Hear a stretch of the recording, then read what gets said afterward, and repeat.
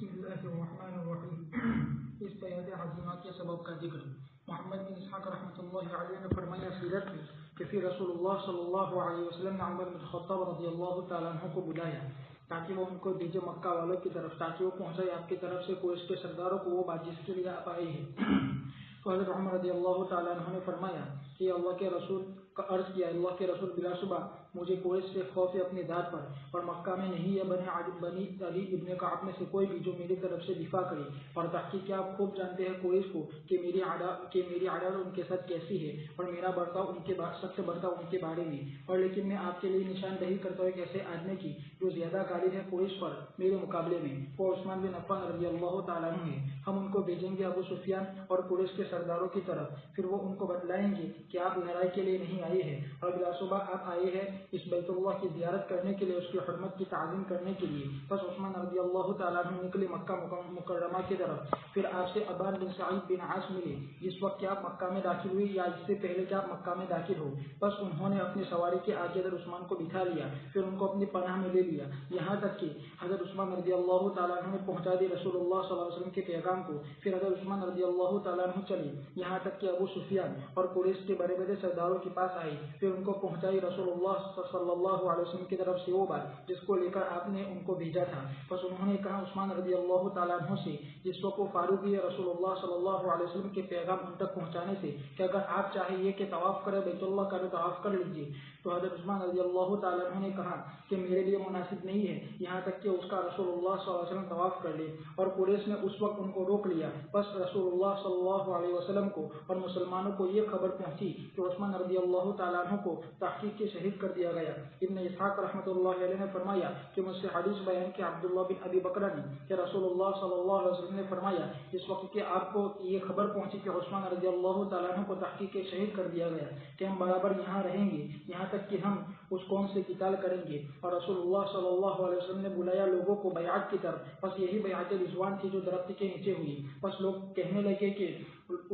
رسول اللہ صلی اللہ علیہ وسلم نے ان سے بیعت کی ہے موت پر. اور جابر بن عبداللہ رضی اللہ تعالیٰ عنہما فرماتے تھے کہ بلا شبہ رسول اللہ صلی اللہ علیہ وسلم نے صحابہ سے بیعت نہیں کی تھی موت پر، اور لیکن ہم نے بیعت کی تھی اس بات پر کہ ہم نہیں بھاگیں گے. بس لوگوں نے بیعت کی اور کوئی پیچھے نہیں رہا مسلمانوں سے جو اس وقت موجود تھا مگر جد بن قیس. بس جابر رضی اللہ تعالیٰ عنہ فرماتے ہیں کہ خدا کی قسم گویا کہ میں اس کو دیکھ رہا ہوں کہ وہ چپکا ہوا ہے اپنے متن کی بغل کے ساتھ. تحقیق وہ وہاں گیا اور وہاں جا کر چھپ گیا لوگوں سے. پھر رسول اللہ صلی اللہ علیہ وسلم کے پاس وہ خبر آئی کہ وہ خبر جو عثمان رضی اللہ تعالیٰ عنہ کے قتل کے بارے میں تھی وہ غلط ہے. انس بن مالک رضی اللہ تعالیٰ عنہ نے فرمایا کہ جب رسول اللہ صلی اللہ علیہ وسلم نے حکم دیا بیعت رضوان کا تو عثمان بن عفان رضی اللہ تعالیٰ عنہ تو رسول اللہ صلی اللہ علیہ وسلم کے قاصد کے مکہ والوں کی طرف. بس لوگوں نے بیعت کی. بس رسول اللہ صلی اللہ علیہ وسلم نے فرمایا کہ اللہ بلا شبہ عثمان اللہ تبارک و تعالیٰ کے کام میں اور اس کے رسول سے کام سے گئے ہوئے ہیں. بس آپ نے اپنے ہاتھوں میں سے ایک ہاتھ کو دوسرے ہاتھ پر مارا. بس رسول اللہ صلی اللہ علیہ وسلم کا ہاتھ عثمان رضی اللہ تعالیٰ عنہ کے لیے بہتر تھا ان کے اپنے ہاتھوں کے مقابلے میں. امام بخاری نے روایت کی ہے ابن عمر رضی اللہ تعالیٰ عنہما سے فرمایا کہ بلا شبہ لوگ رسول اللہ صلی اللہ علیہ وسلم کے ساتھ تھے، پھر وہ منتشر ہو گئے درختوں کے سایوں میں. پھر جب لوگ جمع ہونے لگے نبی کریم صلی اللہ علیہ وسلم کے پاس تو کہا یعنی عمر رضی اللہ تعالیٰ عنہ نے اے عبداللہ دیکھو لوگوں کو کیا بات ہے کہ تحقیق وہ جمع ہو رہے ہیں رسول اللہ صلی اللہ علیہ وسلم کے پاس. بس عبداللہ نے ان کو پایا کہ وہ آپ صلی اللہ علیہ وسلم سے بیعت کر رہے ہیں. بس انہوں نے بھی بیعت کر لی. پھر واپس لوٹے عمر رضی اللہ تعالیٰ عنہ کے پاس. پھر حضرت عمر بھی گئے پھر آپ سے بیعت کر لی. اور امام بخاری نے روایت کیا یزید بن ابی عبید سے انہوں نے سلمہ بن اکوع رضی اللہ تعالیٰ عنہ سے کہ فرمایا کہ میں نے رسول اللہ صلی اللہ علیہ وسلم سے بیعت کی درخت کے نیچے. یزید نے فرمایا کہ میں نے کہا ہے وہ مسلمہ کس چیز پر بیعت کی تھی، کس چیز پر تم نے بیعت کی تھی اس دن بیعت کرتے تھے، کس چیز پر تم بیعت کرتے تھے اس دن؟ تو فرمایا کہ موت پر. اور ثابت صحیح میں سعید بن مسیب رحمۃ اللہ علیہ سے فرمایا کہ میرے والد بھی ان لوگوں میں سے تھے جنہوں نے رسول اللہ صلی اللہ علیہ وسلم سے بیعت کی تھی درخت کے نیچے. فرمایا کہ پھر ہم گزرے کابل سے حج کرنے کے لیے. پھر ہم دوسرے سال نکلے حج کرنے کے لیے. بس ہم پر وہ جگہ مخفی ہو گئی. تو میری دن نے روایت کیا ہے جابر رضی اللہ تعالیٰ عنہ سے فرمایا کہ ہم حدیبیہ کے دن 400 کی تعداد میں تھے. بس ہم سے رسول اللہ 1400 की तादाद में थी। बस रसूलुल्लाह सल्लल्लाहु अलैहि वसल्लम ने हमसे फरमाया कि तुम सबसे बेहतर हो ज़मीन वालों में आज। जाबिर रज़ियल्लाहु ताला अन्हु ने फरमाया, अगर मैं जानता होता तो मैं तुमको बतलाता दरख्त की जगह। इमाम अहमद ने रिवायत किया है जाबिर रज़ियल्लाहु ताला अन्हु से कि रसूलुल्लाह सल्लल्लाहु अलैहि वसल्लम ने फरमाया कि जहन्नम में दाखिल नहीं होगा कोई भी उन लोगों में से जिन्होंने बैत की है इस दरख्त के नीचे। इसलिए अल्लाह तबारक व तआला ने फरमाया उनकी तारीफ करते हुए, इन्नल्लज़ीना युबायिऊनका इन्नमा युबायिऊन अल्लाह यदुल्लाहि फौqa अयदीहिम फमन नकज़ फइन्नमा यनकुज़ु अला नफ्सिही वमन औफ़ा बिमा आहद अलैहि अल्लाह फसयु'तीहि अजरन अज़ीमा। बैत का वाक़या क्यों पेश आया उसको इमाम इब्न कसीर जिक्र करते हैं, लेकिन खुद उम्रा का वाक़या पेश आया। आप सल्लल्लाहु अलैहि वसल्लम ने ख्वाब में देखा कि बैतुल्लाह का तवाफ कर रहे हैं। सुबह में आप सल्लल्लाहु अलैहि वसल्लम ने सहाबा के सामने उसका जिक्र किया और फिर उसके बाद आप सल्लल्लाहु अलैहि वसल्लम और सहाबा किराम उम्रा करने के लिए तैयार हुए। आगे रिवायत आ रही है कि रास्ते के अंदर आप सल्लल्लाहु अलैहि वसल्लम को हुदैबिया के मकाम पर उतनी कस्वा बैठ गई और आप सल्लल्लाहु अलैहि वसल्लम साइड पे हट गए। माँ हबसतिल कस्वा वगैरह आपने फरमाया, हबसहा हाबिसुल फील, अल्लाह पाक ने उसको रोका है। फिर कुरैश के वफूद मुख्तलिफ आते रहे और आप सल्लल्लाहु अलैहि वसल्लम से बातचीत होती रही। इसी सिलसिले में आप सल्लल्लाहु अलैहि वसल्लम ने भी अपनी तरफ से हजरत उस्मान इब्न अफ़्फ़ान रज़ियल्लाहु तआला अन्हु को पेश किया सुलह की बातें पेश करने के लिए। पहले हजरत उमर रज़ियल्लाहु तआला अन्हु से कहा था। हजरत उमर ने अर्ज किया कि अल्लाह के रसूल, मेरी कुरैश के साथ एक तो दुश्मनी है, दूसरा मेरा कबीला इतना बड़ा और इतना मजबूत नहीं है कि इनका मुकाबला कर सके। इसके मुकाबले में आप कुरैश के नज़दीक मुझसे भी ज़्यादा मुअज़्ज़ज़ जो आदमी है वो हजरत उस्मान है, चूँकि वो बनी उमैया ही के बड़े सरदार थे और हजरत उस्मान रज़ियल्लाहु तआला अन्हु भी बनी उमैया में से थे। तो हजरत उस्मान रज़ियल्लाहु तआला अन्हु को भेजा गया, फिर इनका इस्तकबाल हुआ, उनसे गुफ्तगू हुई। इसी सिलसिले में इनको तवाफ करने का भी कहा गया, आपने मना किया। मा कुन्तु लिअफ़अल, मैं ऐसा हरगिज़ नहीं कर सकता हूँ जब तक अल्लाह के रसूल उम्रा न करे। ये रिवायत जानना ज़रूरी है, इसलिए कि कुछ शियों ने ये रिवायतें मशहूर कर दी है कि हज़रत उस्मान रज़ियल्लाहु तआला अन्हु तो आराम से बैतुल्लाह का तवाफ़ कर रहे थे, खा पी रहे थे, और इधर मक्का मुकर्रमा और इधर हुदैबिया में आप सल्लल्लाहु अलैहि वसल्लम इनकी तरफ से बैत ले रहे थे। तो जिनकी तरफ से बैत ली जा रही थी वो तो वहाँ आराम से थे और मुसलमान यहाँ परेशान थे। उसका जवाब यही दिया गया कि हज़रत उस्मान को इन लोगों ने रोक लिया था। हज़रत उस्मान खुद से नहीं रुके थे और खाने पीने की भी जो नेमतें इनको मिली अल्लाह तबारक तआला की तरफ से, मुशरिकीन की तरफ से जो कुछ, चूँकि इनके ख़ानदान के लोग थे, इस्तकबाल हुआ होगा। और ख़ुद हज़रत उस्मान की सखावतें ऐसी थी कि कोई भी उनके मातहत यानी हर एक के ऊपर आपका एहसान था, इसलिए सब लोगों में आप अजीज़ थे। फिर आपके हुस्न खुल्क भी आपका ऐसा था कुरैश के अंदर कि लोग आपसे मोहब्बत करते थे। अल्लाह के नबी खुद अपने दामाद से शर्म महसूस करते हैं, कुएं पर तशरीफ़ फरमाए और कहा कि ये भी शहीद, ये भी शहीद। और फिर उसके बाद हज़रत उस्मान आए तो आप सल्लल्लाहु अलैहि वसल्लम ने अपना जिस तरीके से कपड़ा रखा हुआ था थोड़ा आपने ठीक कर दिया।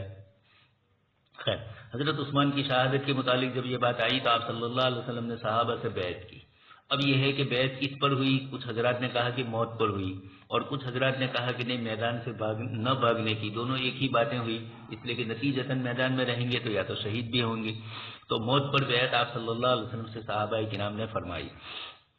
एक साहब से रह गए जिनका जिक्र ज़ीद इब्न कैस का किया इन्होंने। हज़रत अनस रज़ियल्लाहु तआला अन्हु फरमाते हैं कि आप सल्लल्लाहु अलैहि वसल्लम ने हज़रत उस्मान को मक्का भेजा और इधर आप सल्लल्लाहु अलैहि वसल्लम को जब ये खबर पहुंची और आप सल्लल्लाहु अलैहि वसल्लम ने सहाबा से बैत ली तो सहाबा के लिए हज़रत उस्मान से अपने हाथ में बैत करना, इससे बेहतर ये हुआ कि आप सल्लल्लाहु अलैहि वसल्लम का हाथ मुबारक हज़रत उस्मान की तरफ से होकर सहाबा ने आपसे बैत फरमाई। इमाम बुखारी रहमतुल्लाह अलैह ने भी अब्दुल्लाह इब्न उमर की रिवायत नकल की है। वहाँ बुखारी में और दूसरी हदीस शरीफ की किताबों में ये है कि अब्दुल्लाह इब्न उमर हज़रत लोगों में ये मशहूर हो गया कि अब्दुल्लाह इब्न उमर हज़रत उमर से पहले इस्लाम लाए। उसका जवाब इमाम बुखारी ने इस रिवायत के ज़रिए दिया कि ये इस्लाम की बैत नहीं थी, ये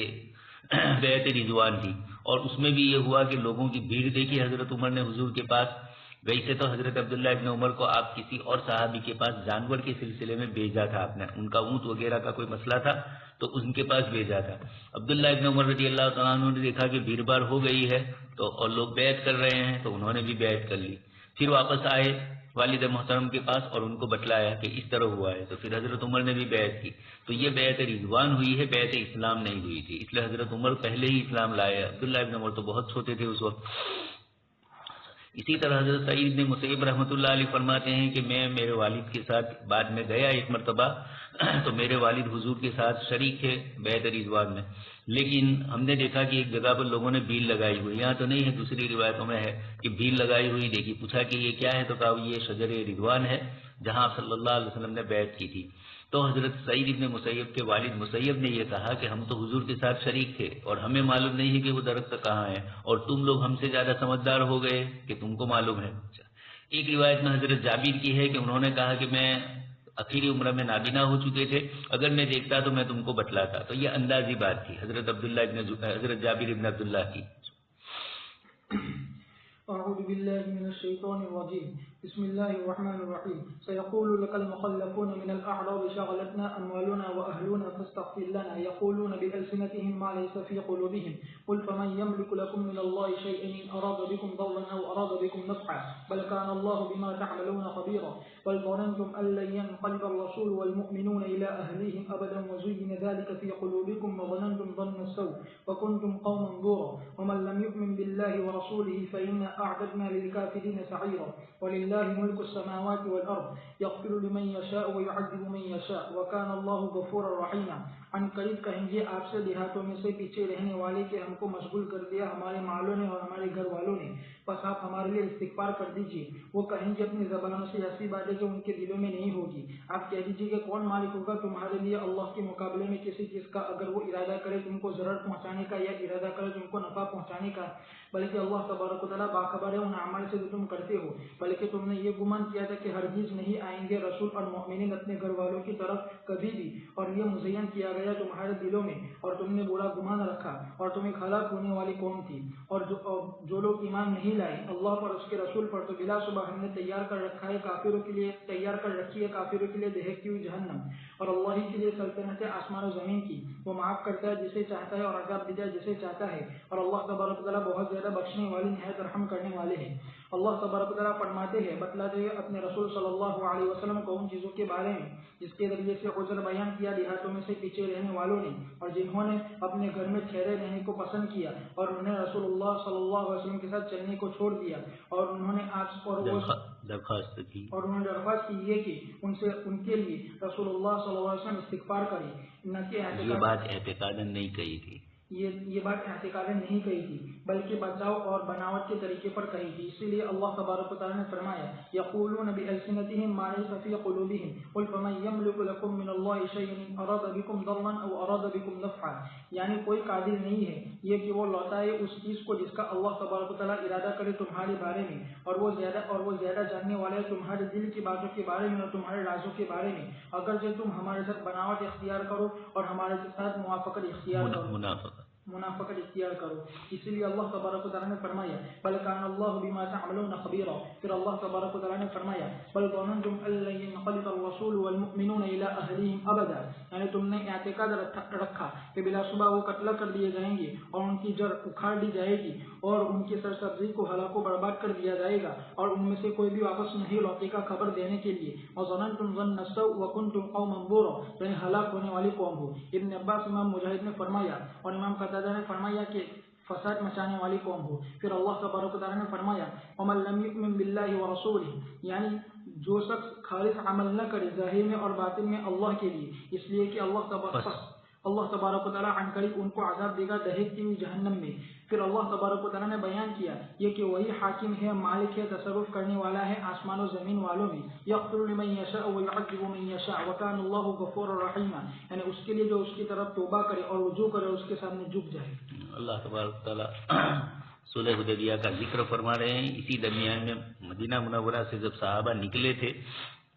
تو منافقین ان کے ساتھ شریک نہیں ہوئے تھے، اور اب جب واپس آپ صلی اللہ علیہ وسلم اور صحابہ کرام صلح کر کے مدینہ منورہ پہنچ رہے ہیں تو یہ مخالفین آتے ہیں، مخلفون آتے ہیں پیچھے رہنے والے، اور اب یہ عذر خواہی کرتے ہیں شغلتنا اموالنا، گھر کے کام کاج اور مال وغیرہ نے ہمیں مشغول کر دیا، کھیتی باڑی نے اور ہمارے گھر والوں نے، فاستغفر لنا، لہذا آپ ہمارے لیے استغفار کیجیے۔ اللہ تبارک تعالیٰ فرماتے ہیں کہ اگر حقیقت میں وہ استغفار کرتے، چاہے ان سے بھول ہوتی اور استغفار کرتے، تو یقیناً اللہ کے رسول صلی اللہ علیہ وسلم ان کے لیے استغفار کرتے، لیکن یہ استغفار کا لفظ جو ان کا بولنا تھا یہ صرف ظاہری تھا، یقولون بألسنتہم ما لیس فی قلوبہم، دل میں اخلاص نہیں ہے کہ ہماری بھول ہوئی، اور حقیقی طور پر استغفار کی کیفیت نہیں ہے ان میں، بلکہ صرف زبانی ہے۔ اور اندر سے بناوٹ ہے. قل فمن یملک لکم من اللہ شیئا، اللہ تبارک تعالیٰ فرماتے کہ آپ کہہ دیجئے کہ اللہ پاک اگر تمہارے ساتھ کسی چیز کا ارادہ کرے، میں کسی چیز کا مالک نہیں ہوں، اللہ تبارک تعالیٰ تمہارے ساتھ جو معاملہ کرنا چاہے وہ کرے گا. لیکن بلکان اللہ بما تعملون خبیرا، اندر کی دلوں کی باتیں اللہ پاک جانتے ہیں کہ تمہارے دل کی کیفیت کیا ہے. بل ظننتم، تم نے تو یہ سمجھا تھا کہ مسلمان اور رسول جب جا رہے ہیں مشرکین مکہ کی طرف تو تم نے دل میں یہ سوچا تھا کہ اب مکہ والے عید سے عید بجا دیں گے، کوئی مخبر خبر دینے والا وہاں واپس نہیں آئے گا. سارے مسلمان جو جا رہے ہیں اللہ کے رسول اور ایمان والے یہ سب کے سب نعوذ باللہ شہید ہو جائیں گے. وزین ذلک فی قلوبکم، اس قسم کی چیزوں نے تمہارے دلوں میں تزیین کی. یہ عجیب جملہ ہے قرآن کا. اندرونی سوچ میں انسان جو چیزیں دوسرے کے مقابلے کے لیے دوسرے کے لیے پلاننگ بناتا ہے سوچتا ہے، اللہ تبارک تعالیٰ فرماتے کہ یہ تھوڑی دیر کے لیے وقتی طور پر تمہارے دلوں کی آراستگی ہوتی ہے. دل کے اندر یہ خیالات آتے ہیں اللہ پاک فلانے کو ایسا کرے فلانے کو ویسا کرے. وَظَنَنْتُمْ ظَنَّ السَّوْءِ، اور تم نے برا گمان کیا تھا، وہی مراد نعوذ باللہ سب کا انتقال ہو جانا. وَكُنْتُمْ قَوْمًا بُورًا، لیکن حقیقت میں تم ہی اللہ تبارک تعالیٰ کی طرف سے ہلاک ہونے والی قوم ہو. وَمَن لَّمْ يُؤْمِن بِاللَّهِ وَرَسُولِهِ، جیسے کہ تمہارا حال ہے تو ہم نے تمہارے لیے جہنم کو تیار کر رکھا ہے اور عذاب ہوگا اس میں. سيقول المخلفون إذا انطلقتم إلى مغانم لتأخذوها ذرونا نتبعكم يريدون أن يبدلوا كلام الله قل لن تتبعونا كذلكم قال الله من قبل فسيقولون بل تحسدوننا بل كانوا لا يفقهون إلا قليلا. عن قریب کہیں گے پیچھے رہنے والے، جب تم جاؤ گے غنیمتوں کو حاصل کرنے کے لیے تاکہ تم اس کو لے لو، کہیں گے کہ ہم کو چھوڑ دو تاکہ ہم تمہارے ساتھ ساتھ چلیں. وہ چاہتے ہیں یہ کہ وہ بدل دے اللہ تبارک و تعالیٰ کے کلام کو، آپ کہہ دیجیے کہ ہرگز تم ہمارے ساتھ ساتھ مت آؤ. اسی طرح تمہارے بارے میں اللہ تبارک و تعالیٰ نے فرما دیا ہے اس سے پہلے. بس عن قریب وہ کہیں گے بلکہ تم تو ہم سے حسد کرتے ہو، بلکہ وہ نہیں سمجھتے ہیں مگر بہت کم. اللہ تبارک و تعالیٰ فرماتے بتلاتے ہوئے دیہاتیوں کے بارے میں کہ جو رسول اللہ صلی اللہ علیہ وسلم سے پیچھے رہے عمرۃ الحدیبیہ میں، کہ جب نبی کریم صلی اللہ علیہ وسلم گئے اور آپ کے صحابہ رضی اللہ عنہم خیبر کی طرف تاکہ اس کو فتح کریں، کہ وہ آپ سے سوال کریں گے کہ یہ کہ وہ بھی آئے آپ کے ساتھ غنیمتوں کو حاصل کرنے کے لیے، اور تاکہ کہ وہ پیچھے رہے تھے لڑائی کے وقت میں اور جنگ کے وقت میں اور ان کے دشمنوں سے لڑائی اور ان کے مقابلے کے وقت میں. بس اللہ تبارک و تعالیٰ نے حکم دیا اپنے رسول صلی اللہ علیہ وسلم کو یہ کہ ان کو اجازت نہ دے اس میں، یہ سزا تھی ان کے لیے ان کے گناہ کے دن سے، اس لیے کہ اللہ تبارک و تعالیٰ نے تحقیق کے وعدہ کیا تھا حدیبیہ والوں سے خیبر کی غنیمتوں کا صرف انہی کے لیے اور ان کے ساتھ اس میں کوئی شریک نہیں ہوگا ان کے علاوہ پیچھے رہنے والے دیہاتیوں میں سے. اس لیے اللہ تبارک و تعالیٰ نے فرمایا یریدون ان یبدلوا کلام اللہ. امام مجاہد امام قتادہ نے فرمایا کہ یہ وہ وعدہ ہے جس کے ذریعے سے وعدہ کیا تھا اللہ تعالیٰ نے حدیبیہ والوں سے، اور اس کو ابن جریر نے پسند فرمایا ہے. ابن زید رحمۃ اللہ علیہ نے فرمایا کہ یہ باری تعالیٰ کا فرمان یہ ہے فَإِن رَجَعَكَ اللَّهُ إِلَىٰ طَائِفَةٍ مِّنْهُمْ فَاسْتَأْذَنُوكَ لِلْخُرُوجِ فَقُل لَّن تَخْرُجُوا مَعِيَ أَبَدًا وَلَن تُقَاتِلُوا مَعِيَ عَدُوًّا إِنَّكُمْ رَضِيتُم بِالْقُعُودِ أَوَّلَ مَرَّةٍ فَاقْعُدُوا مَعَ الْخَالِفِينَ. اور یہ وہ بات ہے جس کو ابن زید نے فرمائی اس میں نظر ہے، اس لیے کہ یہ وہ آیت کریمہ ہے جو براءت کے سلسلے میں نازل ہے. یہ سورہ براءت کی آیت ہے، یہ سورہ براءت کی آیت ہے جو غزوہ تبوک کے سلسلے میں نازل ہوئی ہے. اور یہ تو پیچھے رہنے والے یہ عمرہ حدیبیہ کی بات کی ہے، یہ عمرۃ حدیبیہ کی بات کی ہے. اور ابن جریر رحمۃ اللہ علیہ نے فرمایا یریدون ان یبدلوا کلام اللہ، یعنی ان کا مسلمانوں کو کمزور کر دینا جہاد سے. قل لن تتبعونا كذلكم قال الله من قبل، یعنی اللہ تبارک و تعالیٰ نے وعدہ کیا حدیبیہ والوں سے تمہارے سوال کرنے سے پہلے ان کے ساتھ نکلنے کے لیے. فسيقولون بل تحسدوننا، یعنی یہ کہ ہم تمہارے ساتھ شریک ہیں غنیمتوں میں. بل كانوا لا يفقهون الا قليلا، یعنی معاملہ ایسا نہیں ہے جیسا کہ انہوں نے گمان کیا اور لیکن ان کے پاس کوئی سمجھ نہیں ہے. سيقول المخلفون، مدینہ منورہ سے جب آپ صلی اللہ علیہ وسلم اور صحابہ کرام مکہ مکرمہ کے لیے نکلے تھے حدیبیہ کے موقع پر عمرہ کی نیت سے، اس وقت اطراف کے دیہات کے بھی کچھ دیہاتی تھے اور جو منافق تھے اور وہ آپ کے ساتھ شریک نہیں ہوئے تھے. اب جب اتفاق یہ ہوا کہ حدیبیہ کا تو معاملہ جو ہوا وہ ہوا، اللہ تبارک تعالیٰ نے اس کے ذریعے مکہ والوں سے تو صلح کروا لی. اب ایک ہی بڑا دشمن باقی رہا تھا، خیبر والے یہودی. یہ جو بنو قینقاع اور دوسرے جتنے بھی تھے یہ سب کے سب ادھر ادھر منتشر ہو کر مدینہ سے وہیں پہنچ گئے تھے خیبر کے علاقے میں. تو اب خیبر کی فتح کے لیے اللہ تبارک تعالیٰ نے مسلمانوں کو حکم دیا. اب جب ان کو پتا چلا کہ یہ مسلمان خیبر کے لیے جا رہے ہیں تو ان کو یقین تھا کہ مسلمان ان کو شکست دیں گے اور یہودیوں کے پاس بہت سارا مال غنیمت ہے. ایک طرف انہی یہودیوں سے دوستی بھی کرتے تھے، ہم تمہارے ساتھ ہیں، یہ ہوگا وہ ہوگا. اور اب جب انہوں نے دیکھا یہودیوں ہی کا مال مسلمان غنیمت کے طور پر لینے جا رہے ہیں، تو اس وقت انہوں نے خود مسلمانوں کے ساتھ اپنی شرکت کو چاہا، اللہ تبارک تعالیٰ نے منع فرما دیا، یریدون ان یبدلوا کلام اللہ۔ یہ ایک جملہ ہے، آیت کریمہ ہے، اس سے کیا مراد، مفسرین کا اس سلسلے میں اختلاف ہے۔ پہلے تو یہ کہا ذرونا نتبعکم، ہمیں چھوڑ دیجئے کہ ہم بھی تمہارے ساتھ ہو، لیکن آگے آیت میں اللہ پاک نے فرمایا کذالکم قال اللہ من قبل، اللہ پاک نے تمہارے متعلق پہلے سے فرما دیا تھا۔ حدیبیہ والوں کو اللہ پاک کی طرف سے بشارت تھی، تم حدیبیہ میں شریک نہیں تھے تو تم اس بشارت کے مستحق نہیں تھے۔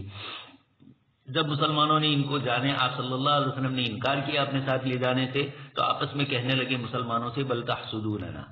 تم ہم سے حسد کرتے ہو کہ ہم بھی تمہارے ساتھ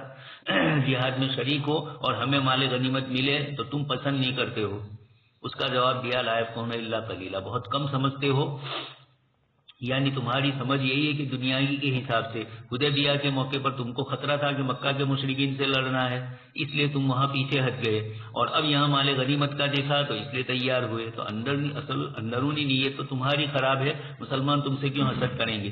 اچھا، یریدون ان یبدلوا کلام اللہ، وہ یہ چاہتے ہیں کہ اللہ کے کلام کو بدل دے۔ اب اس سے کیا مراد، ایک تو ظاہری مفہوم جو ہے وہ یہی ہے کہ وہ اللہ تبارک تعالیٰ کے کلام کو بدلنا چاہتے ہیں، مراد یہ ہے کہ اللہ پاک نے لکھ دیا ہے کہ جو حدیبیہ میں شریک ہوئے ہیں وہی شریک ہوں گے خیبر کے لیے، اور دوسرے جو حدیبیہ میں پیچھے رہ گئے ان کو یہاں شریک نہیں کرنا ہے، یہ اللہ پاک کا اصل فیصلہ تھا۔ اب تم اس فیصلے کو بدل کر حدیبیہ کی عدم شرکت اور خیبر کے لیے شرکت کی اتنی تمنا ظاہر کر رہے ہو، یہ اللہ کے کلام کے خلاف ہے، اللہ نے تمہارے لیے اس طرح نہیں چاہا ہے۔ یہی سب سے زیادہ مناسب آیت کے سیاق و سباق کی تفسیر ہے۔ مجاہد اور قتادہ رحمۃ اللہ علیہ فرماتے ہیں کہ اللہ پاک نے حدیبیہ کے صحابہ کرام سے وعدہ کیا تھا اور اسی وعدے کی تکمیل ہو رہی، یہ سب سے اچھا ہے۔ یہ بھی مفہوم ہے، اس لیے کہ جب مسلمان جہاد میں جائیں گے اور اللہ پاک نے خیبر پر فتح نصیب رکھی ہے تو یقیناً نتیجے میں مال غنیمت ملنے والا ہے۔ فَإِن رَجَعَكَ اللَّهُ، ابن جریر رحمۃ اللہ علیہ نے بھی اور اسی طریقے سے ابن زید نے، ان سب حضرات نے یہی تفسیر کی ہے، اور اچھا اوپر والوں نے وختارو ابن جریر، انہوں نے تو وعدے کی بات کی، لیکن حضرت ابن زید رحمۃ اللہ علیہ نے یہ فرمایا کہ قرآن کریم کی آیت میں بھی ہے فَإِن رَجَعَكَ اللَّهُ إِلَىٰ طَائِفَةٍ مِّنْهُمْ، اگر اللہ پاک آپ کو ان میں سے ایک جماعت کی طرف واپس لوٹائے، فَاسْتَأْذَنُوكَ لِلْخُرُوجِ، اور انہوں نے آپ صلی اللہ علیہ وسلم سے اجازت چاہی، فَقُل لَّن تَخْرُجُوا مَعِيَ أَبَدًا، آپ ان کو کہہ دیجیے کہ ہمارے ساتھ ہرگز تم نہیں آ سکتے، وَلَن تُقَاتِلُوا مَعِيَ عَدُوًّا، اور تم ہمارے ساتھ مل کر دشمنوں سے نہیں لڑ سکتے، تم پہلی مرتبہ بیٹھنا پسند کر چکے ہو تو اب تم خالفین عورتوں کی طرف پیچھے رہنے والے جو حضرات ہیں معذورین، ان کی طرح تم بھی بیٹھے ہی رہو۔ اب یہ ابن زید فرماتے ہیں کہ اس آیت میں بھی اسی یریدون ان یبدلوا کلام اللہ کی تفسیر یہ آیت بن رہی ہے، اور اس آیت نے مفہوم اللہ کے کلام کا بتلا دیا۔ آیت کا مفہوم تو اپنی جگہ پر صحیح ہے، لیکن آیت کا نزول غزوہ تبوک کے سلسلے میں ہوا ہے، صلح حدیبیہ کے موقع پر یہ آیت نازل نہیں ہوئی، خیبر کے موقع پر نازل نہیں ہوئی۔ خیبر کا واقعہ پہلے پیش آیا ہے، حدیبیہ اور خیبر دونوں ساتھ ساتھ پیش آئے ہیں، پہلے حدیبیہ اور بعد میں خیبر، لیکن غزوہ تبوک تو فتح مکہ کے بعد سن 9 ہجری میں پیش آیا ہے، اس لیے اس آیت کریمہ میں جو اشارے ہیں وہ غزوہ تبوک کے ہیں۔ مفہوم صحیح اپنی جگہ پر، انکار نہیں ہے، لیکن آیت کا مصداق یہ یریدون ان یبدلوا کلام اللہ نہیں بن رہا ہے۔ اگرچہ اتفاق ہے کہ اللہ تبارک تعالیٰ کی طرف سے ان کو حدیبیہ میں عدم شرکت کے نتیجے میں وہاں سے شرکت سے محروم رکھا گیا، تو فاستأذنوک للخروج، وہ آپ سے اجازت مانگتے ہیں، اس وقت بھی آئے تھے تبوک کے موقع پر بھی، لیکن اللہ پاک نے منع فرما دیا تھا، تو تبوک کے موقع پر منع فرمانے والی یہ آیت ہے، اور یریدون ان یبدلوا کلام اللہ اس کا تعلق خیبر کے ساتھ ہے، اس لیے یہ آیت اس کی تفسیر نہیں بن سکتی۔ یریدون ان یبدلوا کلام اللہ کا وہی مفہوم ہے جو پہلے میں نے ذکر کیا کہ وہ چاہتے ہیں خیبر میں شرکت، اور اللہ پاک نے حدیبیہ کی عدم شرکت کے نتیجے میں ان کو اس سے محروم رکھا تھا۔ اللہ پاک کا اصل فیصلہ تھا کہ وہ شریک نہ ہو سکے، اب اللہ پاک کا فیصلہ ہے، اللہ کا کلام ہے کہ شرکت نہ ہو، اور اب وہ چاہتے ہیں شرکت، تو اللہ کے کلام میں تبدیلی کرنا ہوئی، تو یریدون ان یبدلوا اس کے ساتھ جوڑ کھاتا ہے۔ اور غزوہ تبوک میں آئے تھے اگرچہ کچھ لوگ، اور آپ نے ان کو اجازت نہیں دی، آپ نے منع کیا، لیکن وہ ایک الگ واقعہ ہے، آیت کریمہ کی تفسیر نہیں ہے۔ کچھ حضرات نے یہ بھی کہا، ابن جریج رحمۃ اللہ علیہ نے، یریدون ان یبدلوا کلام اللہ، منافقین یہ چاہتے ہیں کہ اللہ کے کلام کو بدل دے، یعنی وہ یہ چاہتے تھے کہ اللہ نے تو مسلمانوں کے لیے فتح لکھی ہے صلح حدیبیہ میں بھی اور اس کے بعد خیبر میں بھی، اور یہ یہود منافقین یہ چاہتے تھے کہ اللہ پاک ان کو مسلمانوں کو پیچھے کر دے، مسلمانوں کو مغلوب کر دے۔ قل للمخلفين من الأعراب ستدعون إلى قوم أولي بأس شديد تقاتلونهم أو يسلمون فإن تطيعوا يؤتكم الله أجرا حسنا وإن تتولوا كما توليتم من قبل يعذبكم عذابا أليما ليس على الأعمى حرج ولا على الأعرج حرج ولا على المريض حرج ومن يطع الله ورسوله يدخله جنات تجري من تحتها الأنهار ومن يتولى يعذبه عذابا أليما۔ آپ کہہ دیجیے دیہاتوں میں سے پیچھے رہنے والوں کو کہ عنقریب تم کو بلایا جائے گا ایسی قوم کی طرف جو سخت طاقت والی ہے، تم ان سے قتال کرو گے یا تو وہ صلح کر لیں گے، پھر اگر تم اطاعت کرو گے تو اللہ تبارک و تعالیٰ تم کو اجر حسنہ عطا کرے گا، اور اگر تم روگردانی کرو گے جیسا کہ تم نے روگردانی کی اس سے پہلے تو تم کو اللہ تعالیٰ دردناک عذاب دے گا۔ اور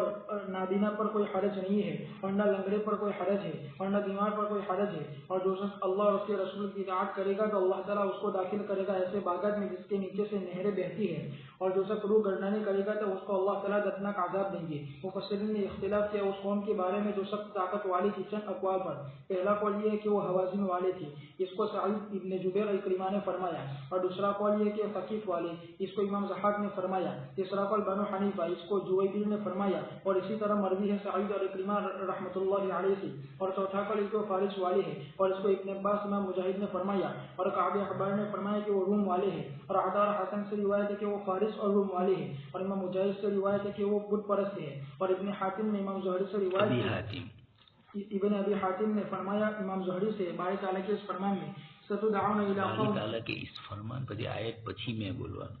باری تعالیٰ کے اس فرمان، باری تعالیٰ کے اس فرمان ستدعون الی قوم اولی بأس شدید میں فرمایا کہ وہ لوگ اب تک نہیں آئے۔ ابو ہریرہ رضی اللہ تعالیٰ عنہ سے مروی ہے کہ نبی کریم صلی اللہ علیہ وسلم نے فرمایا کہ قیامت قائم نہیں ہوگی یہاں تک کہ تم قتال کرو ایسی قوم سے جو چھوٹی چھوٹی آنکھ والے ہوں گے اور چپٹی ناکوں والے ہوں گے، گویا کہ ان کے چہرے تہبتیں رکھے ہوئے ڈھال ہے۔ امام سفیان نے فرمایا کہ وہ ترک ہے۔ باری تبارک و تعالیٰ کا فرمان تقاتلونہم او یسلمون، یعنی تمہارے لیے مشروع کیا ان سے جہاد کرنے کو اور قتال کرنے کو، بس برابر یہ جہاد رہے گا ان کے خلاف اور تمہارے لیے مدد رہے گی ان کے خلاف، او یسلمون، بس وہ داخل ہو جائیں گے تمہارے درمیان بغیر قتال، تمہارے دین میں، تمہارے دین میں بغیر قتال، ان کا ترجمہ صلح نہیں تھا، اسلامی تھا، بس وہ داخل ہو جائیں گے تمہارے دین میں بغیر قتال کے بلکہ اختیار کے ساتھ۔ پھر اللہ تبارک و تعالیٰ نے فرمایا فَإِن تُطِيعُوا، یعنی تم قبول کرو اور تم نکل پڑو جہاد میں اور تم ادا کرو اس حق کو جو تم پر ہے اس میں، يُؤْتِكُمُ اللَّهُ أَجْرًا حَسَنًا وَإِن تَتَوَلَّوْا كَمَا تَوَلَّيْتُم مِّن قَبْلُ، یعنی حدیبیہ کے ساتھ جبکہ تم حدیبیہ کے زمانے میں واپس آ گئے تھے، یا جیسے حدیبیہ کے زمانے میں تم واپس آ گئے جب تمہیں بلایا تھا، پھر تم نے پیچھے تھی، پیچھے رہ گئے تھے،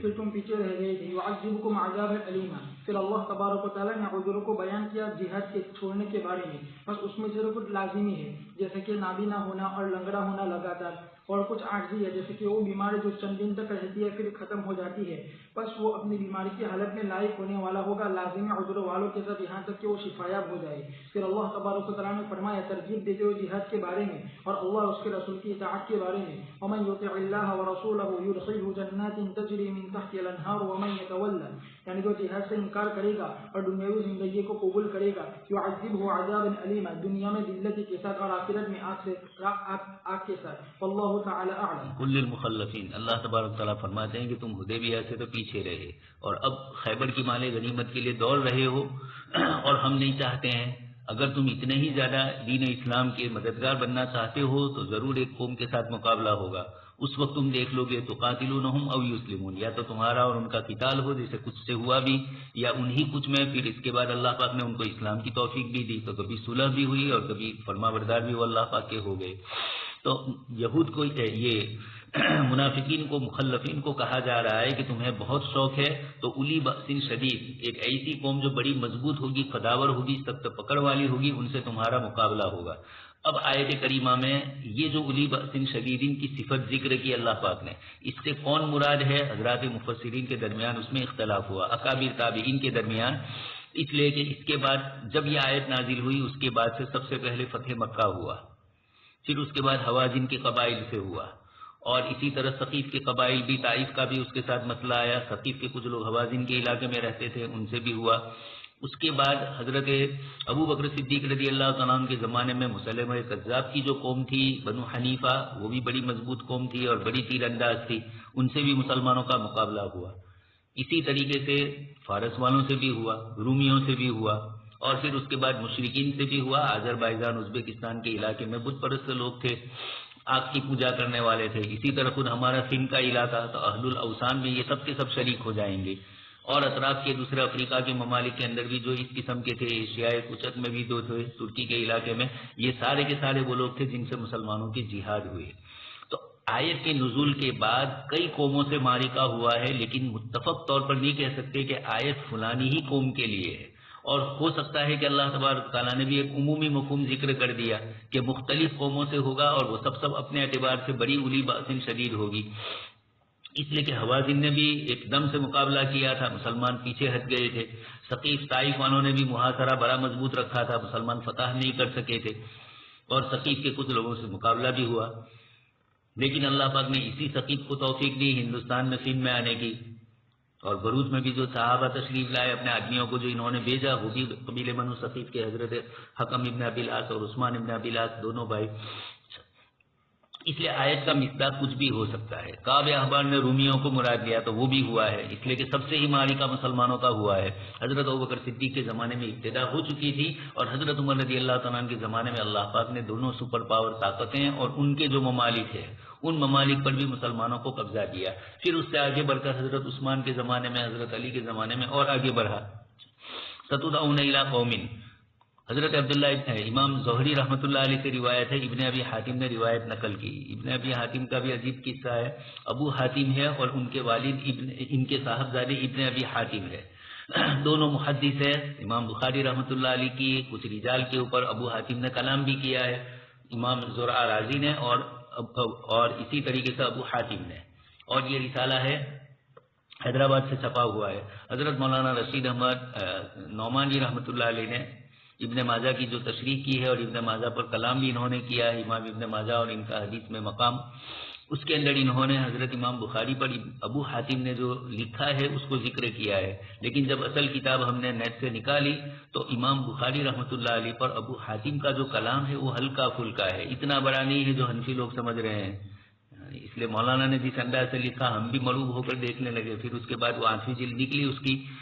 ہے میرے پاس ہی، تو پھر اس کے اندر وہ چیز نہیں تھی، چھوٹی چھوٹی کہیں کسی کی کنیت پر کلام کیا ہے، کسی کے لقب پر، اور چونکہ امام بخاری کی وہ کتاب ہے ہی رجال کے اوپر، کوئی حدیث شریف کی تو کتاب ہے نہیں۔ دوسرا واقعہ یہ پیش آیا کہ ہم لوگ گئے تھے حج کے لیے، اور تفسیر ابو حاتم اس وقت نئی چھپ کر اچھے انداز میں آئی تھی، پہلے تو چھپی ہوئی تھی لیکن نئی، تو اس نے مجھے مکتبہ باز والوں نے، مصطفیٰ نزار باز نے مجھے کہا کہ یہ لے جائیے آپ، تو اسی کو ہم لائے ہیں۔ انہوں نے کہا کہ ابھی ہی چھپ کر آئی ہے اور ختم ہو جائے گی، اور پھر بعد میں کب چھپے اس کا اندازہ نہیں، اس لیے کہ برسوں کے بعد وہ آئی ہے اور اتفاق سے ہمارے پاس پڑی ہوئی ہے، تو پھر اس کو بھی لے لیا، کتب خانے میں ہے۔ تو وہی تفسیر کا امام حافظ ابن کثیر رحمۃ اللہ علیہ کثرت سے حوالہ دیتے ہیں، جب بھی ابن ابی حاتم اور ابو حاتم کا نقل کرتے ہیں تو اسی تفسیر میں سے یہ اقوال نقل کرتے ہیں وہ۔ تو ان کا یہ کہنا ہے کہ یہ جو آیت کریمہ ہے اولو بأس شدید، یہ اب تک نہیں آئی، یعنی ان کے زمانے میں نہیں آئی تھی، ابن شہاب زہری کے زمانے تک،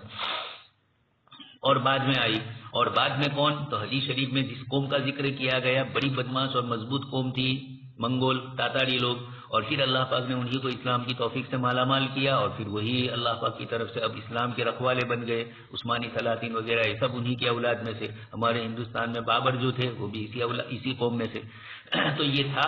حضرت مولانا علی میاں صاحب فرماتے کہ 3 قومیں ایسی ہے جو پوری کی پوری من حیث القوم ایمان لے آئی، سب سے پہلے عرب، پھر اس کے بعد تاتاری، اور پھر افغان قومیں۔ افغان بھی الگ ہے، تاتاری بھی الگ ہے، تاتاریوں کی بھی کئی شاخائیں الگ الگ ہے۔ تو یہ ان کی جو کیفیت تھی حدیث شریف میں جو ذکر کی گئی کہ ان سے مسلمان لڑیں گے، چھوٹی چھوٹی آنکھیں، ناک سبتے ان کے، اور اسی طریقے سے کأن وجوہہم المجان المطرقہ، ایسا لگے جیسے ڈھال کے اوپر چمڑے پر چمڑا ہوتا ہے، اور اس طریقے سے ان کے چہرے بھی اس طرح، چنانچہ آج بھی نظر آتے ہیں وہ اسی طرح کے منگول لوگ۔ منگولیا مستقل ملک ہے چائنا اور رشیا کے بیچ کے اندر، وہاں بھی مسلمانوں کی بہت بڑی آبادی ہے، تاتارستان کا علاقہ، یہ ساری قومیں وہی ہے۔ سفیان فرماتے ہیں کہ اس سے مراد ترک ہے، وہی منگول اور ترک تاتاری قوم مراد ہے. یہ بھی ہو سکتا ہے، اس کی نفی نہیں. اور پھر اس کے بعد انگریز آئے تو یہ بھی تو اولی باسن شدیدین تھی، بدماشی کر کے اولو باسن بن گئے تھے وہ، تو یہ بھی مراد ہے. چنانچہ ہمارے کئی حضرات بزرگوں نے، حضرت مولانا مناظر حسن گیلانی رحمۃ اللہ علیہ نے کئی بزرگوں کے حوالے سے لکھا کہ جب یہ آئے تو ایسا محسوس ہوا کہ شاید یہی وہ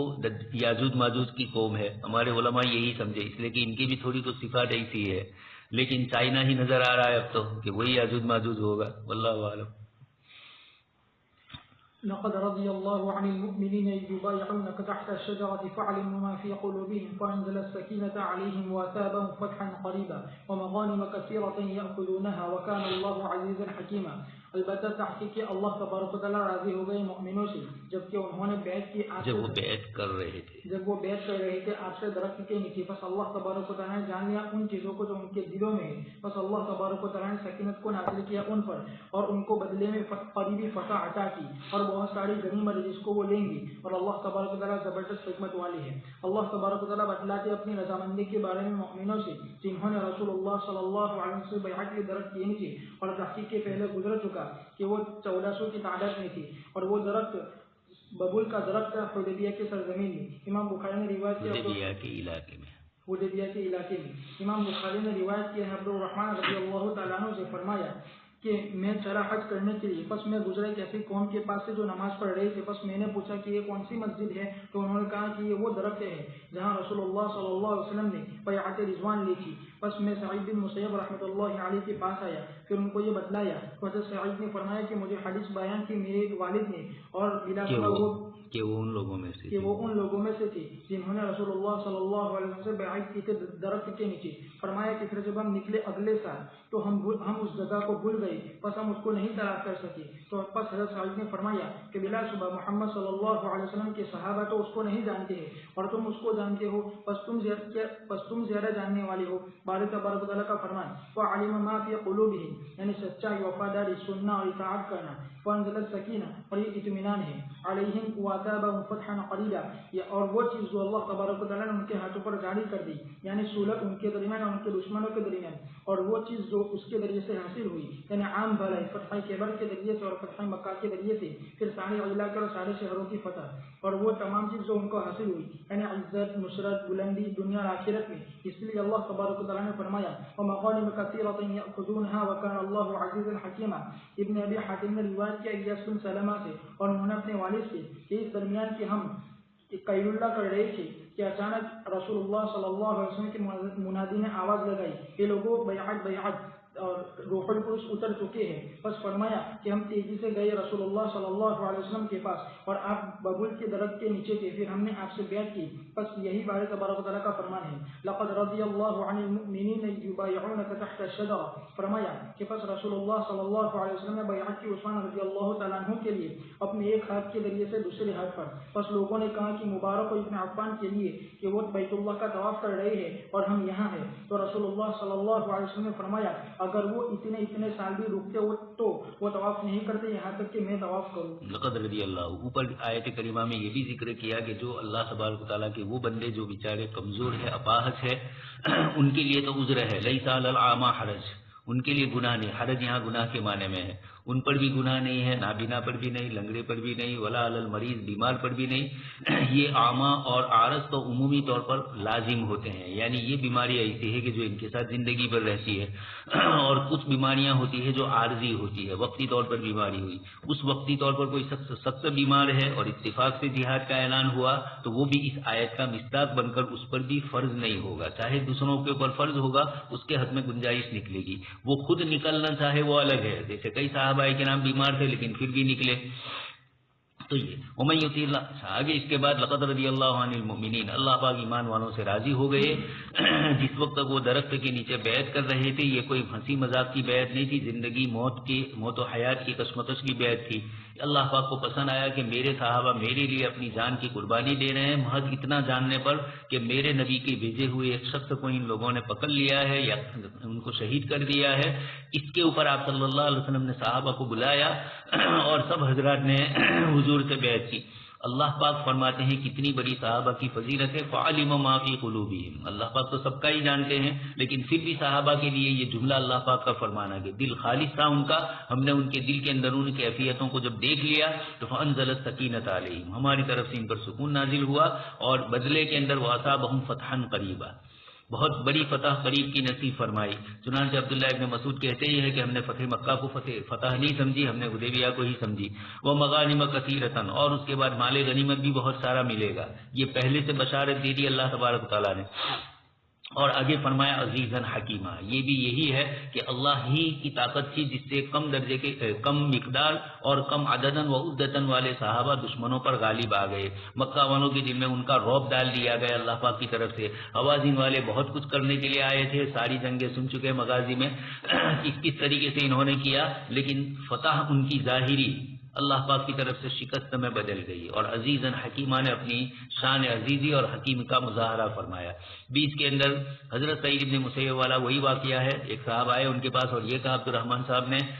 کہ بڑی بھیڑ لگی ہوئی ہے، میں نے پوچھا کہ یہ کیا ہے، تو لوگوں نے کہا کہ یہ وہ درخت کی جگہ ہے،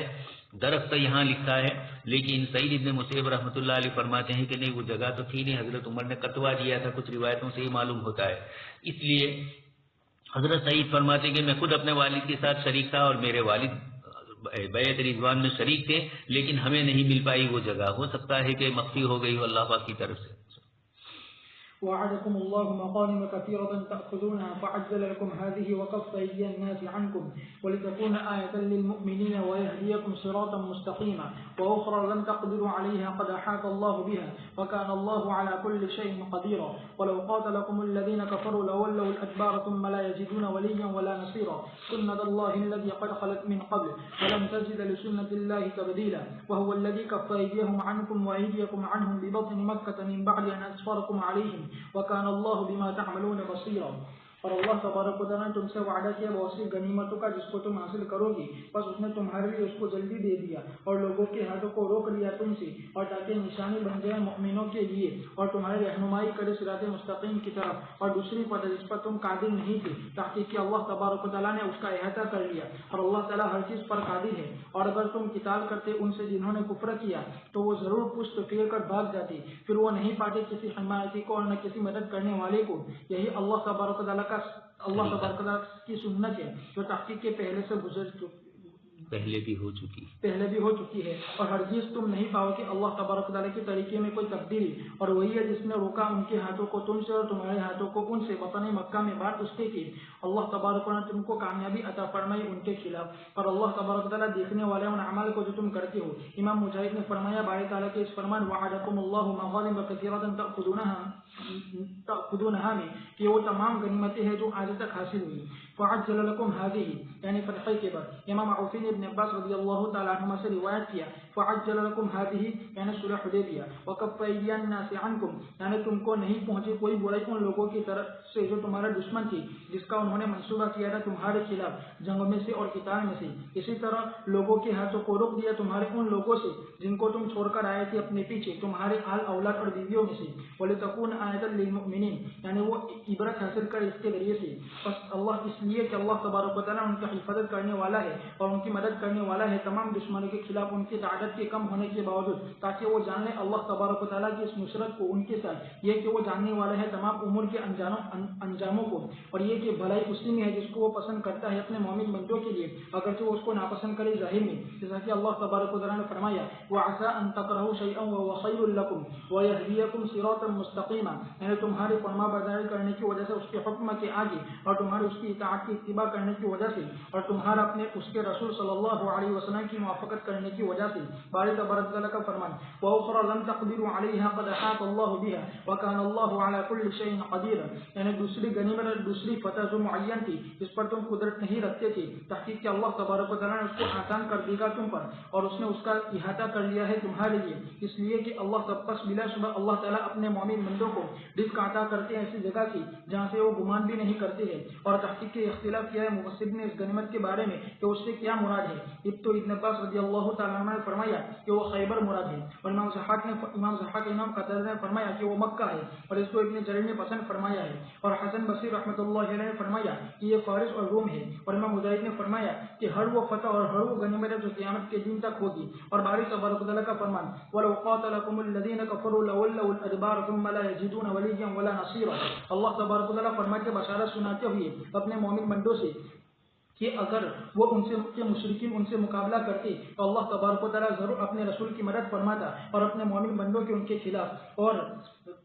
کفار کا لشکر شکست کھا جاتا پشت پھیر کر بھاگتے ہوئے. لا یجدون ولیا ولا نصیرا, اس لیے کہ وہ جنگ کر رہے ہیں اللہ کے خلاف اور اس کے رسول کے خلاف اور اس کی مومن جماعت کے خلاف. پھر اللہ تبارک و تعالیٰ نے فرمایا سنت اللہ التي قد خلت من قبل ولن تجد لسنت اللہ تبدیلا, یعنی یہی اللہ تبارک و تعالیٰ کا طریقہ اور اس کی عادت ہے اس کی مخلوق میں کہ کفار اور ایمان کا مقابلہ نہیں ہوتا. کفر اور ایمان کا مقابلہ نہیں ہوتا ہے. کفر اور ایمان کا مقابلہ نہیں ہوتا ہے کسی فیصلہ کن جگہ میں, مگر اللہ تبارک و تعالیٰ مدد فرماتے ہیں ایمان والوں کے کفر والوں کے خلاف. پس حق کو بلند کر دیا اور باطل کو پست کر دیا, جیسا کہ اللہ تبارک و تعالیٰ نے یہ کیا بدر کے دن اپنے مومن دوستوں کے ساتھ کہ ان کی مدد فرمائی ان کے مشرکین میں سے ان کے دشمنوں کے خلاف ان مسلمانوں کی تعداد کے کم ہونے کے باوجود اور مشرکین کی کثرت کے باوجود. باری تبارک و تعالیٰ کا فرمان وَهُوَ الَّذِي كَفَّ أَيْدِيَهُمْ عَنْكُمْ وَأَيْدِيَكُمْ عَنْهُمْ بِبَطْنِ مَكَّةَ مِنْ بَعْدِ أَنْ أَظْفَرَكُمْ عَلَيْهِمْ وَكَانَ اللَّهُ بِمَا تَعْمَلُونَ بَصِيرًا. یہ احسان ہے اللہ تبارک و تعالیٰ کی طرف سے اپنے مومن بندوں پر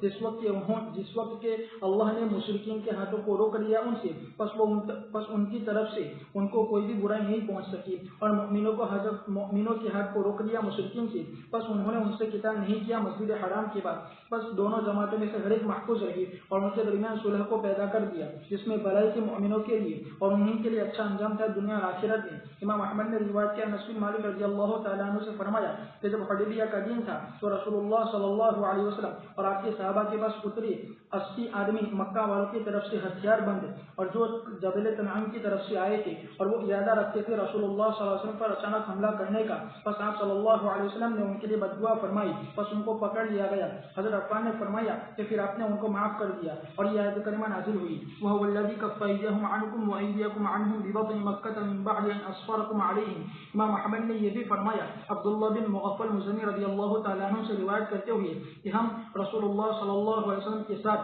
اس درخت کے سائے میں تھے جس کے بارے میں اللہ تعالیٰ نے فرمایا قرآن کریم میں, اور لگ رہی تھی اس درخت کی ٹہنیوں میں سے کچھ ٹہنی رسول اللہ صلی اللہ علیہ وسلم کی کمر پر, اور حضرت علی بن ابی طالب رضی اللہ تعالیٰ عنہ اور سہیل بن عمرو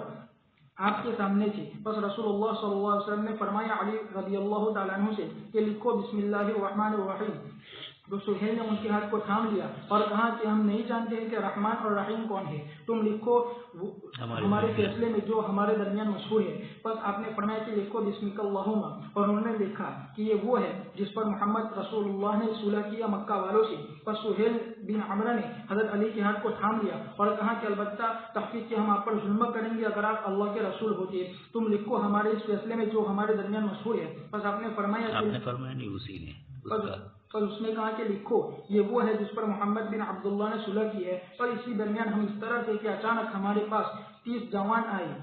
جو ہتھیار بند تھے, بس انہوں نے اچانک ہمارے اوپر حملہ کر دیا تو رسول اللہ صلی اللہ علیہ وسلم نے ان کے خلاف بددعا فرمائی. بس اللہ تبارک و تعالیٰ نے ان کے کانوں کو بہا کر دیا. بس ہم ان کی طرف گئے, پھر ہم نے ان کو پکڑ لیا. بس رسول اللہ صلی اللہ علیہ وسلم نے فرمایا کیا تم کسی کے عہد میں آئے ہو یا تمہارے لیے کسی نے امان لے رکھی ہے؟ تو انہوں نے کہا کہ نہیں. بس آپ نے ان کے راستے کو چھوڑ دیا. بس اللہ تبارک و تعالیٰ نے یہ آیت کریمہ نازل فرمائی وَهُوَ الَّذِي كَفَّ أَيْدِيَهُمْ عَنْكُمْ وَأَيْدِيَكُمْ عَنْهُمْ بِبَطْنِ مَكَّةَ مِنْ بَعْدِ أَنْ أَظْفَرَكُمْ عَلَيْهِمْ. ابن اسحاق نے روایت کیا ہے اکرمہ مولا ابن عباس رضی اللہ تعالیٰ عنہ سے کہ فرمایا کہ بلا صبح قریش نے 40 آدمیوں کو بھیجا تھا اپنی طرف سے یا 50 آدمیوں کو, اور ان کو حکم دیا چاہیے کہ وہ گھومتے رہے رسول اللہ صلی اللہ علیہ وسلم کے لشکر کے پاس تاکہ وہ آپ کے ساتھیوں میں سے کسی کو نقصان پہنچائے. بس ان کو بھی پکڑ لیا گیا, پھر ان کو لایا گیا رسول اللہ صلی اللہ علیہ وسلم کے پاس, تو آپ نے ان کو معاف کر دیا, ان کے راستے کو چھوڑ دیا. اور تحقیق کہ انہوں نے تیر برسائے تھے رسول اللہ صلی اللہ علیہ وسلم کے لشکر کی طرف پتھر اور تیر. ابن اسحاق رحمۃ اللہ نے فرمایا کہ اسی کے بارے میں اللہ تعالیٰ نے یہ آیت کریمہ نازل فرمائی وَهُوَ الَّذِي كَفَّ أَيْدِيَهُمْ عَنْكُمْ وَأَيْدِيَكُمْ عَنْهُمْ. اللہ پاک نے پھر یہاں وعدہ فرمایا مغانم کثیرتن، صحابہ کو فرمایا کہ خیبر بھی فتح ہوگا اور بھی دوسری بہت ساری مال غنیمت ملے گی۔ آیت کی تفسیر میں کہ وہ مغانم کثیرتن سے کیا مراد ہے، مفسرین نے فرمایا قیامت تک جو کچھ ملتا رہے گا امت محمدیہ کو دشمنوں کی طرف سے مال غنیمت میں، یہ سب کا سب شامل ہے۔ یقیناً مفہوم کے اعتبار سے تو یہی عموم ہے، لیکن چونکہ آیت کا مصداق صحابہ کرام اور صلح حدیبیہ ہے، اس لیے مغانم کثیرتن سے سب سے پہلے فتح خیبر کو ماننا مناسب معلوم ہوتا ہے، اس لیے کہ خیبر کی فتح کے بعد ہی مدینہ منورہ کے حالات درست ہوئے ہیں۔ اس سے پہلے کھجور بھی پیٹ بھر کر حضرت عائشہ فرماتی ہے کہ نہیں استعمال کی ہے، اور فتح خیبر کے بعد ہی ازواج مطہرات کی طرف سے نفقے کی زیادتی کا بھی مسئلہ آیا۔ اس لیے اولین مصداق جو ہے آیت کریمہ کا، اگرچہ قرآن کریم نے مغانم کثیرتن جمع کا صیغہ استعمال فرمایا، اس لیے ساری غنیمتیں مراد ہے، لیکن اولین مصداق فتح خیبر یہ زیادہ مناسب ہے۔ مجاہد نے بھی جمیع المغانم ذکر کیا، لیکن فعجل لکم ہذہ میں بتلا دیا کہ یہ پہلی مغانم کثیرتن میں تو سب شامل ہیں، اور فعجل لکم ہذہ سے فتح خیبر مراد ہے۔ کچھ دوسرے حضرات نے صلح حدیبیہ مراد لی۔ صلح حدیبیہ سبب ضرور ہے فتح خیبر کا، لیکن سبب قریب کے طور پر فتح خیبر کو کہا جائے گا اور سبب بعید کے طور پر صلح حدیبیہ کو کہا جائے گا۔ اللہ تبارک تعالیٰ نے فرمایا وَلِتَكُونَ آیَةً لِّلْمُؤْمِنِينَ، یہ ایمان والوں کے لیے نشانی ہو جائے،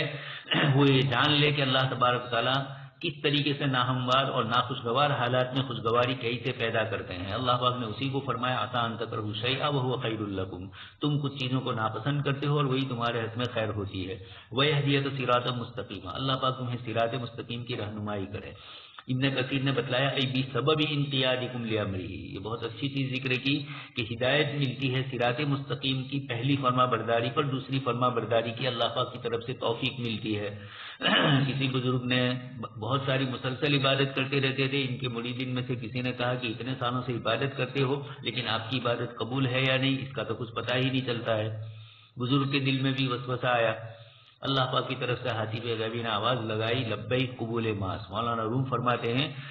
کہ تمہارا ہمارے یہاں حاضر ہونا یہی اگلی عبادت کی قبول ہونے کی دلیل ہے، ورنہ ہم پسند نہ کرتے تو اپنے گھر میں بلاتے۔ تو بسبب انقیادکم، آیت کی تفسیر کرتے ہوئے جو جملہ فرمایا اگلی تمہاری اطاعت نے تمہیں صراط مستقیم کی طرف رہنمائی کی، تو بندے کی نیکیاں اس کو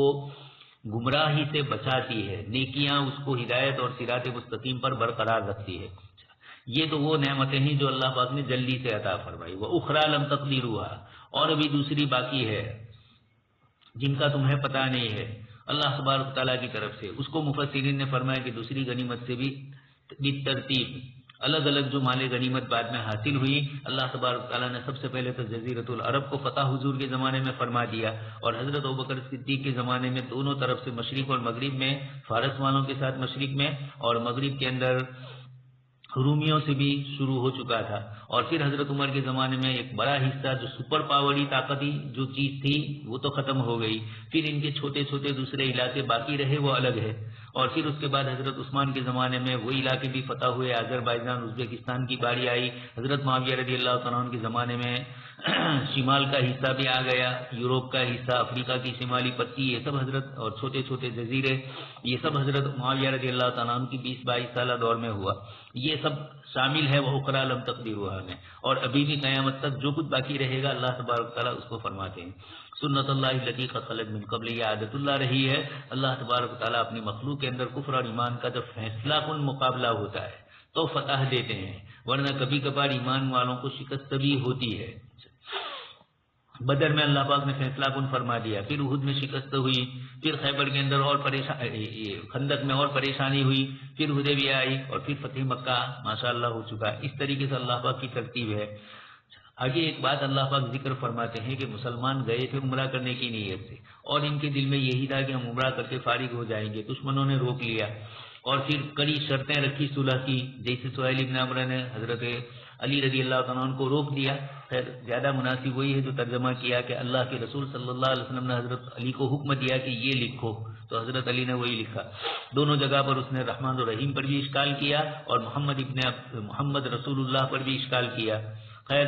تھی وہ قوم ایسی، وقانو قوم برا بھی کہا گیا اور قوم جدل بھی، لیکن خیر سہیل بعد میں ایمان لے آئے ہیں۔ اور آپ نے ان کے آنے پر فرمایا تھا سہل اللہ امرنا، اللہ نے ہمارے معاملے کو آسان کر دیا. وہی ابو جندل کے والد ہے، ان کے صاحبزادے زکر کر بیریوں میں آئے تھے، آگے روایت آ رہی ہے. تو بتلانا یہ ہے کہ اللہ تبارک تعالیٰ یہ فرماتے ہیں کہ مسلمان یہ چاہ رہے تھے کہ دب کر صلح نہ ہو اور مشرکین سے مقابلہ ہو. اللہ پاک نے دونوں بشارتیں دی. ایک تو فرمایا وَلَوْ قَاتَلَكُمُ الَّذِينَ كَفَرُوا لَوَلَّوُا الْأَدْبَارَ، کہ اگر یہ تمہارے مقابلے میں آتے تو ضرور شکست کھاتے. لیکن اللہ پاک کو ابھی لڑائی کی اور بیت اللہ کی عظمت کو ملحوظ رکھنا تھا، اور حضور نے بھی فرما دیا تھا کہ اگر وہ بیت اللہ کی عظمت پر یعظمون حرمات اللہ خطتاً، اگر وہ مجھ سے کوئی چیز مانگیں گے، کوئی شرط رکھیں گے تو میں پوری کروں گا. چنانچہ حضور نے ان تمام شرطوں کو پورا کیا. صحابہ کرام کی نظر وہاں تک نہیں تھی جہاں نبی کی نظر ہوتی ہے، اس لیے حضرت عمر وغیرہ نے بعد میں زندگی پر افسوس کیا.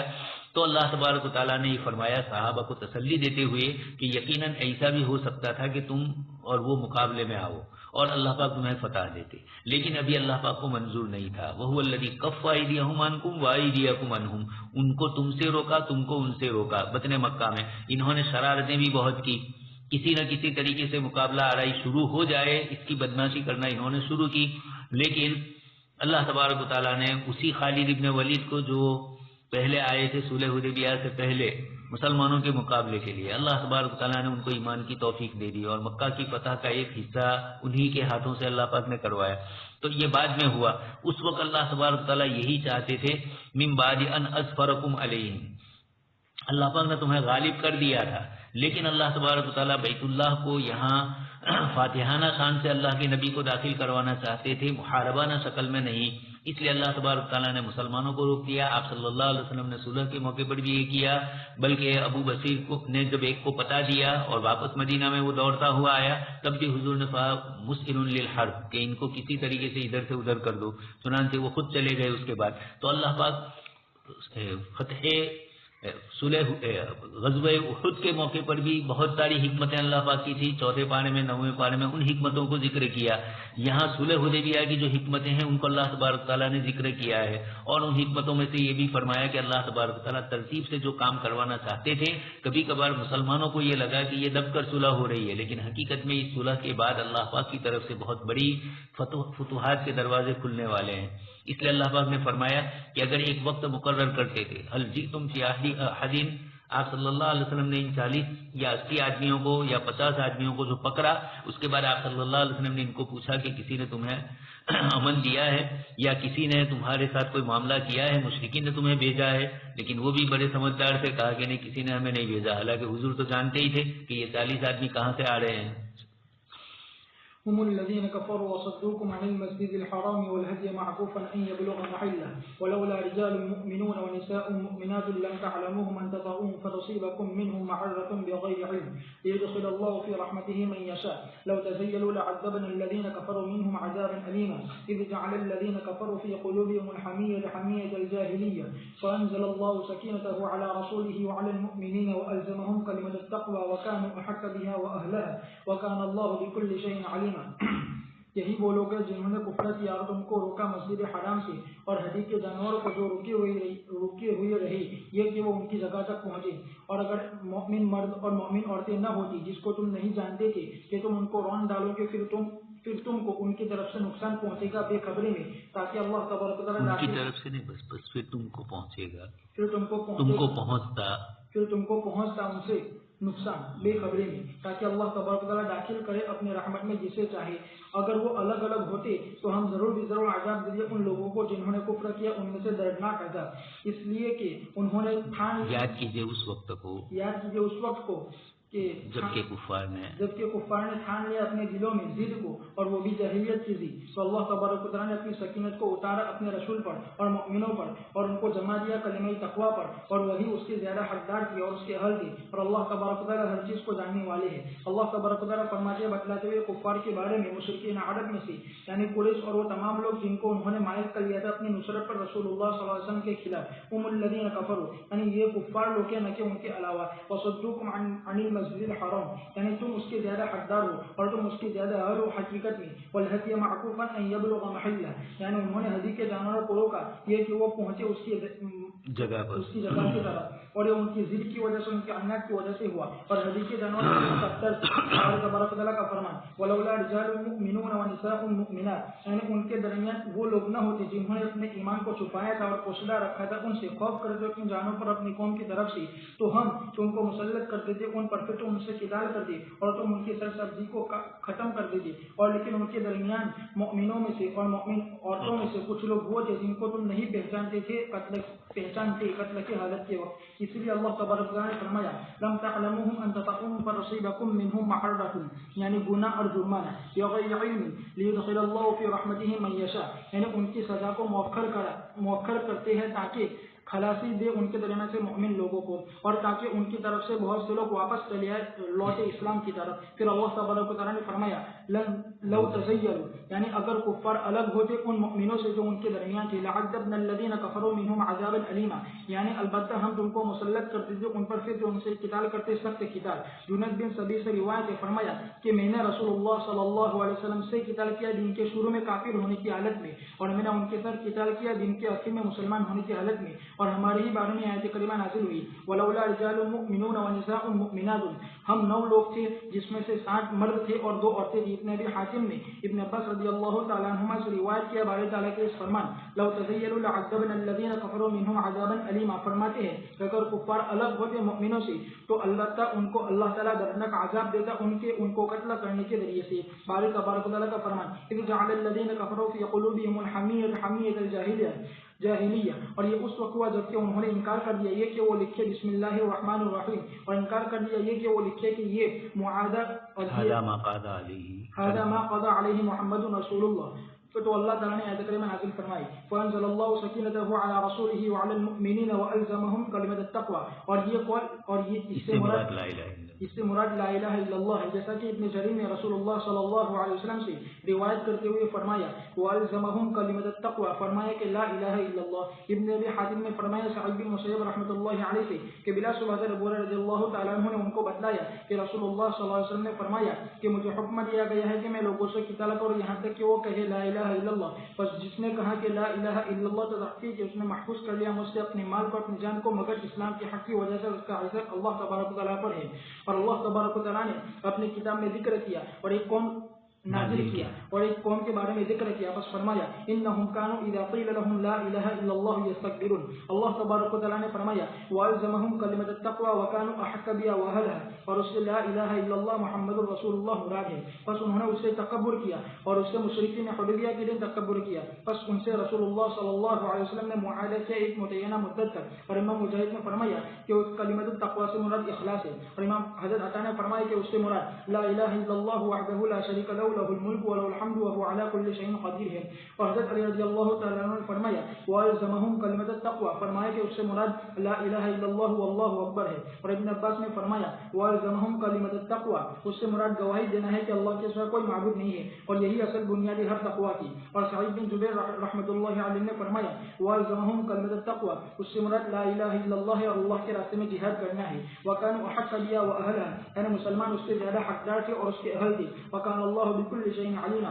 یعنی وہ جانتا ہے کہ کس کو کون بھلائی کا مستحق ہے ان لوگوں میں سے جو برائی کے مستحق ہیں.